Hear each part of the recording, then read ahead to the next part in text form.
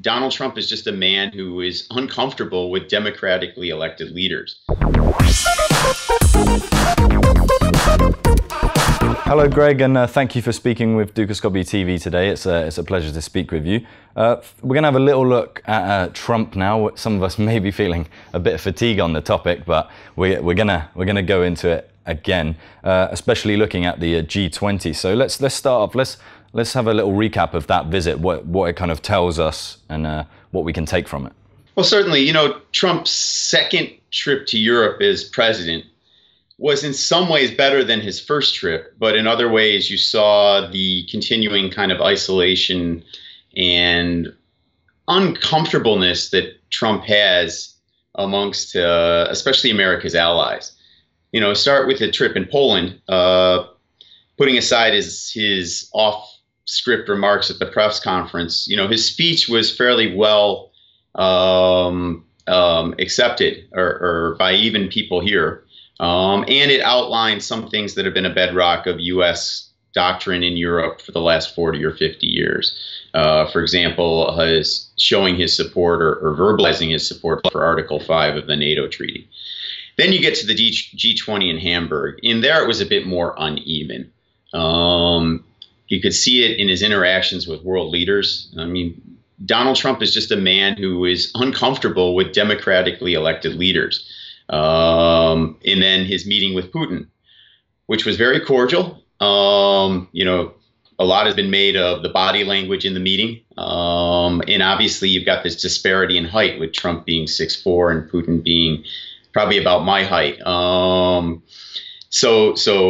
Putin's a smart operator. He knew that if he was going to have a picture taken, they were both going to be seated and they'd both get them down to the same level.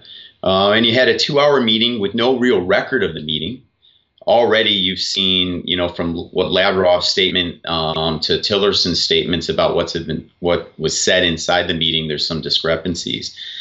And there were no agreements, let's say, going forward. Well, with the one exception being the ceasefire in Syria, which we've been down this road before. Let's hope and pray for the people of Syria that this time there is some sincerity and that it can lead to a more permanent solution for that country.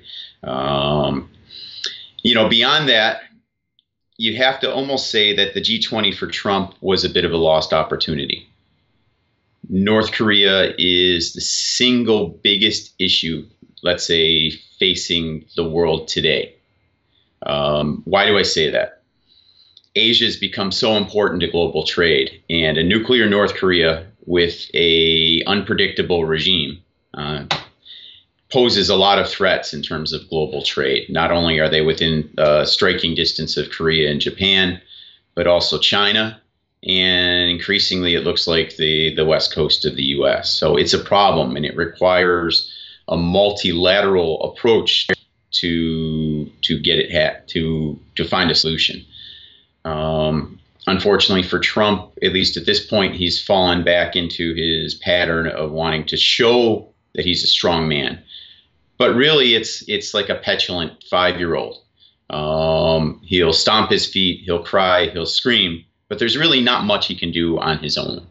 And I think the G20 is, it's a good indication of he's learning that he can't have his way all the time on the global stage. He's going to have to learn how to work and play with others.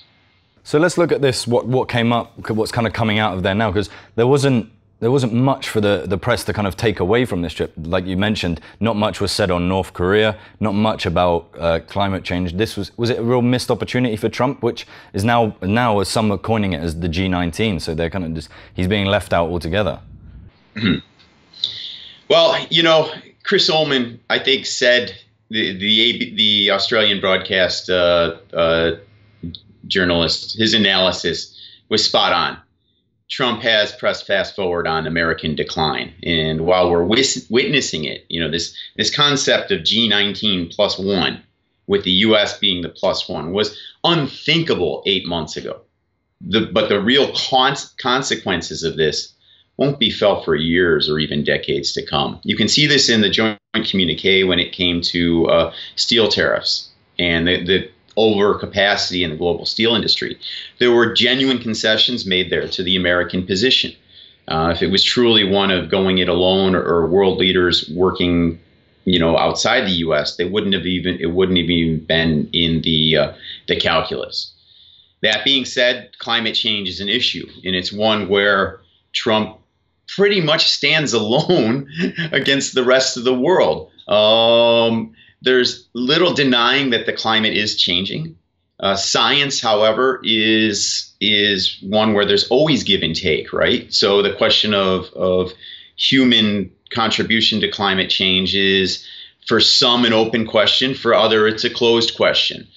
Ultimately, though, all this bickering about this means we're losing an opportunity, a massive economic opportunity, a massive security opportunity, or social opportunity as well. And this is one case where, say, we talk about the fast forward of America's decline.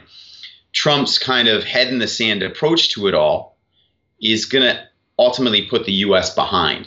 I think for world leaders, though, where they're still struggling, is how do they move forward in a world where America, and I say this as an American, is not leading the global order. We're in a new world now, literally. I mean, the first time since the end of World War II, we've got a global order where the U.S. is not the driving force behind it. So then, finally, just to wrap this up, is there anything Trump you see him doing in the coming weeks and months that could potentially turn this image around, or is this decline of America, as you say, going to continue on this path? I have to be one who's probably more negative about the long-term prospects. In terms of the global economy, we're more bearish. We're through this kind of unprecedented period of expansion, while the growth hasn't been as it was in let's say the 90s. We're on an economic recovery, global economic recovery that's 9+ years, depending on the country. And the U.S. is becoming increasingly isolated. In the end, America first is beginning to look like America alone. And this can most be seen, climate change aside, in Trump's view on world trade. It's almost as if he wants to rewind the clock to the 1950s, that halcyon era of American manufacturing. But what he fails to recognize is that the U.S. was a manufacturing, the dominant manufacturing power at that time, because the rest of the world had been decimated from World War II. There were no factories in Japan or Germany or the UK or France or other industrialized countries. So the U.S. was the only player. We lost that position because we failed to reinvest to maintain our dominance. So we fast forward to today, and Trump has declared war, more or less, on multilateralism. He's killed the TPP. The Transatlantic Trade and Investment Partnership, the TTIP, is basically dead in the water, right? Did you know trade in services is outpacing trade in goods? But the Trade and Services Agreement, which is part of that triumvirate that Obama had tried to put together but was unable to get over the goal line, that's basically dead too. So in the void, you've got the EU, which has just signed a free trade agreement with Japan. You've got China with its Belt and Road Initiative and its RCEP, which is stepping into the void, especially in the Pacific Rim. And ultimately, you've got Russia re-exerting itself on the world stage in a way that probably haven't done since the 70s or 80s. So it's a time where I think Trump's leadership, even in this short period of time, and if you can define it as leadership, has actually created a massive void on the world stage. Greg, thank you so much. It's been an absolute pleasure to speak with you. You're welcome. Thank you. And thank you for watching. And remember, if you like this video and would like to see more, be sure to head over to dukascopy.tv.